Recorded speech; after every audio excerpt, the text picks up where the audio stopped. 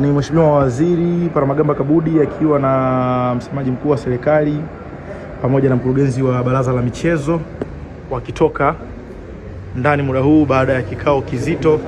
Sasa hivi ndio wanatoka. Ngoja tujaribu hapa kama wataweza kuzungumza chochote na waandishi wa habari. Mheshimiwa Waziri. Mheshimiwa Waziri, pole. Habari yako na pole kwa kikao kizito. Pole sana kikao.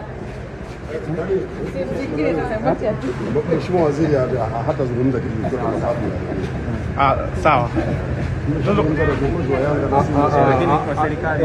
Kwa upande wa serikali Mheshimiwa Msigwa tujapata chochote.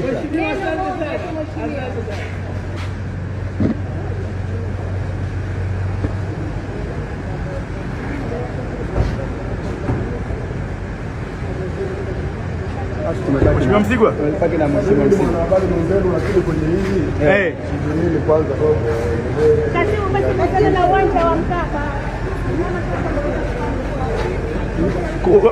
Mheshimiwa, basi majibu yote kuhusu uwanja wa Mkapa. Kuhusu uwanja si watatoa majibu.